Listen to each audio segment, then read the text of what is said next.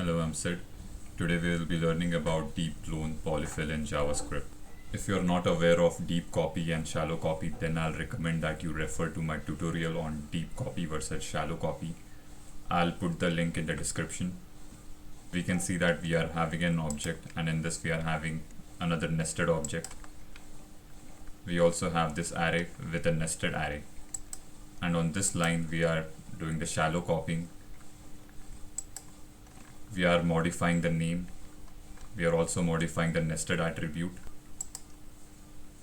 We are modifying the nested array. We will be printing the original object as well as the copied object. Let's see the log. Since we have used shallow copying, we can see that the original object's name was not getting modified. However, the nested attributes are getting modified, as well as the nested array is getting modified, although we have not made any change in the original object, that was obj1. In order to stop the modification of the original object, we will have to use deep copying. So we will be creating our own deep clone polyfill function for it.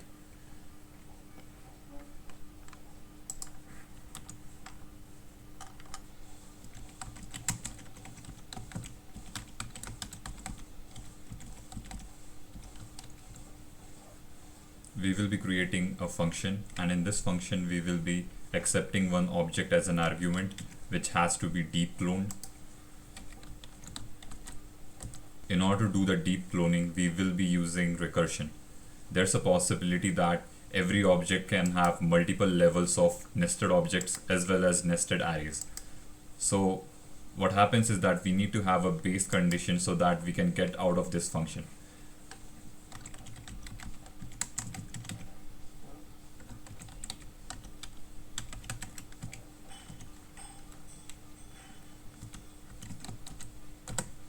We will be checking whether the type of the data is an object or not.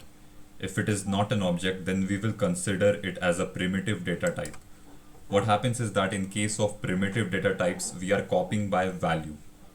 Whereas in case of objects, we are copying by reference. By reference, we mean that we are going to copy the memory location of the actual object. So whenever we make changes in the referenced object, then the original object is getting modified, which is the case for these nested objects that we have in this example.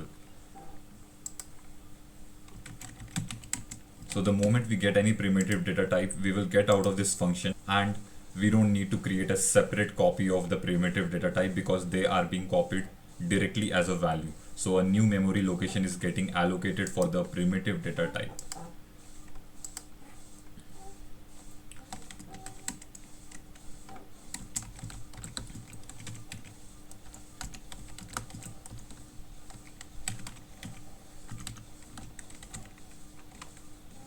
In the next condition, we will be checking whether the object is an array or not. So in JavaScript, arrays are internally considered as object.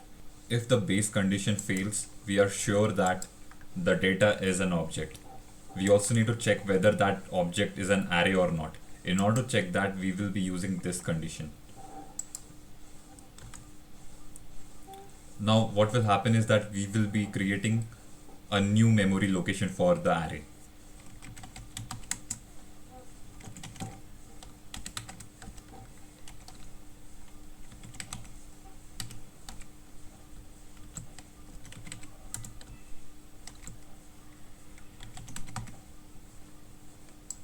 With the help of map function, we will be able to create a new memory location for the array. We will be iterating through each and every item of the array, and then we will be implementing the deep clone polyfill function, because there's again a possibility that it can be an object or a nested array. So in that case, again this deep clone function will be called recursively until and unless it reaches its primitive data type. So each and every item of the array will be deeply cloned, and a new memory will be allocated to the array with the help of this map function. The last condition will be for the object.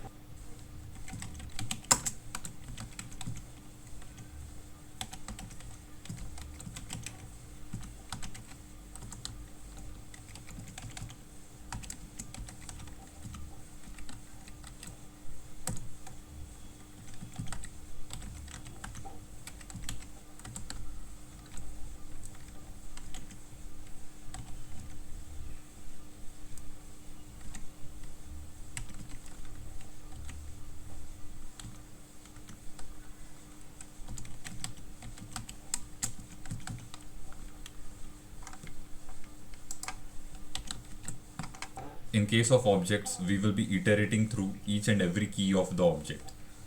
With the help of reduce function, we will be creating a new empty object. That means a new memory location will be assigned.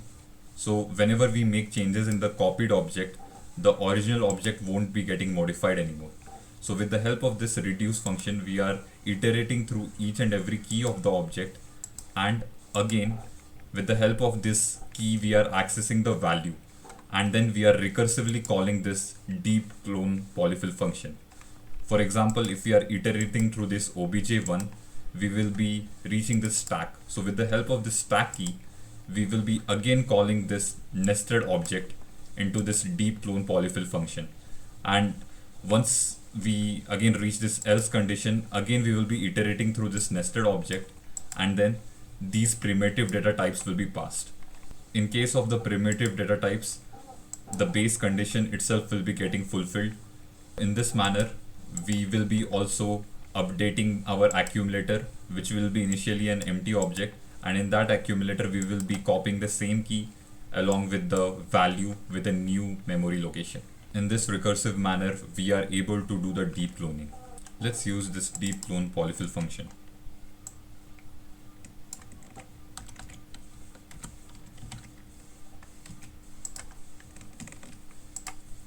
We will check out the logs.